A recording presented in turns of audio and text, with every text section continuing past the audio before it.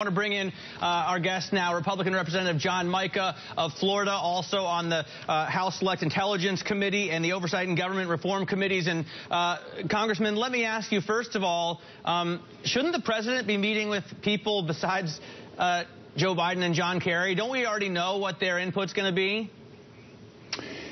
Well, I think that's right, and the president has been asleep at the switch on this whole matter.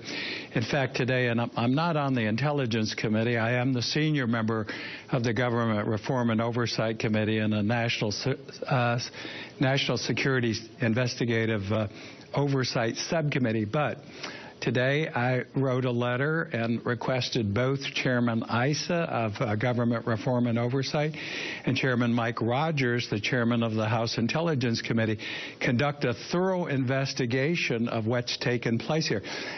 Just think of this. This is the biggest intelligence failure of the United States since 9/11 to detect the armed militia of this group that organized in Syria, and us not having a clue. The bombing, the drones over Syria should have been taken before they crossed that border or as they crossed the border. Now we're trying to put Humpty Dumpty back together again after thousands of Americans died to free some of those cities that are now overtaken by this horribly no, I can understand. Damaging terrorist group. I can understand, Congressman, your concern for the mistakes that have been made, but for the moment, what should be done to stop this? What should be done to kind of try and put the genie back in the bottle here? Well, certainly, again, drone strikes are appropriate. We have the capability to conduct warfare. Now to try to take them out is much more difficult. We've seen the difficulty where they've taken over one of the major dams, but once they control that, it's very difficult.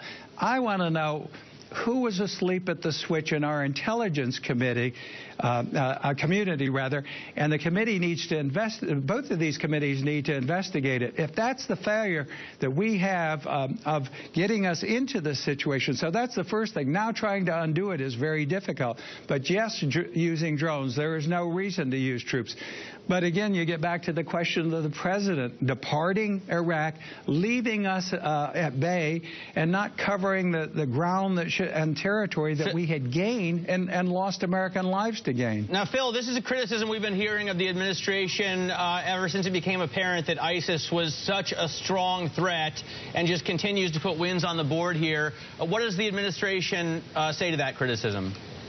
Well, I think the administration, one interesting point the Congressman makes that the administration actually echoes behind closed doors is the intelligence community was caught off guard here. I think you hear it over and over again, the capability, the ability on the ground tactically to move as a full military force has really caught everybody off guard, from the National Security Council throughout the intelligence community and even the Defense Department. So I think there's certainly something there on that. I think the administration's perspective on the willingness to keep troops in Iraq, they obviously dispute the Congressman's view on the status of forces agreement, but I think their view is also a little bit muddled here. They say that, look, had those troops still been in Iraq at this point in time, they would actually be fighting on the front lines of the Islamic State. I think the counter what you hear from both members of both parties that wanted troops to stay is, look, if troops were still in Iraq throughout the last 3 or 4 years, Nouri al-Maliki, the prime minister, would have been far less likely to push against the minority groups that he actually did. So I think the administration pushes back on this assumption that troops would have made the difference, but I think that both sides here have a pretty legitimate point, Matt. Got it. All right, Phil, thanks very much for joining us. Phil Mattingly there from Washington and Representative John Mica from Florida. Appreciate the correction there, and thank you so much for spending some time with us on this important issue. Now, coming up